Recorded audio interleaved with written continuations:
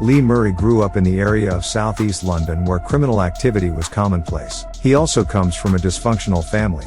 One time he knocked out his drunk father who put his hand on him. He joined a gang as a child and was involved in many street fights. He started training MMA in 1999 at the age of 22 at the London Shootfighters gym. The coach knew right away Murray as a warrior because his body was scarred from his gang stuff. He made his professional debut quickly, and after 2 fast wins he moved to the United States to train under the watchful eye of Pat Militic. The UFC champ saw great potential in Murray and told him that he could become a champion in the future. Lee's talent was also noticed by Robbie Lawler. The Englishman fought twice in the United States. He won the first fight, the second he lost, and then decided to return to England and continue his career here. Murray's fighting style was very spectacular and the fans loved him, so he received a lot of media attention. Despite his sports career, he didn't give up his criminal activities, so reporters were warned not to be too inquisitive. In November 2002 in London, the first European UFC event was held with guests including Tito Ortiz, Chuck Liddell and Pat Militic. The after party was attended by Lee Murray, who was not a UFC fighter yet. During the party, one of Tito's buddy jumped on Militic's back and acted like he had him in a chokehold. One of Pat's friend thought it's a real attack and intervened, what caused a huge brawl. At one point Murray had a fight with the then UFC champion Tito Ortiz and brutally knocked him out, as Pat Militic revealed.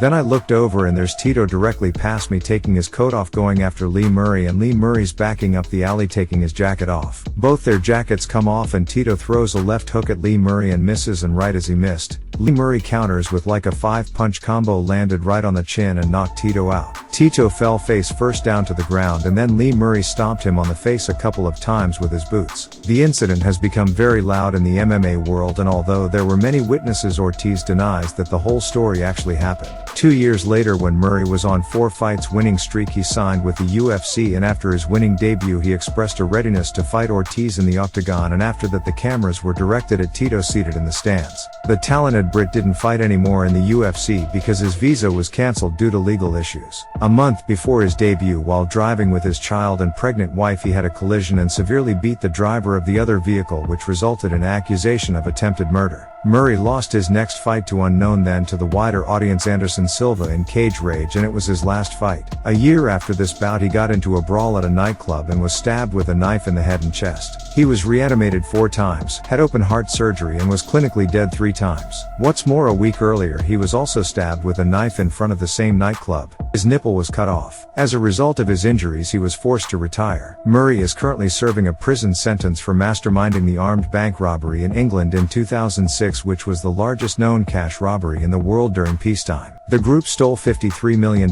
of which the police have yet to find the hidden £32 million.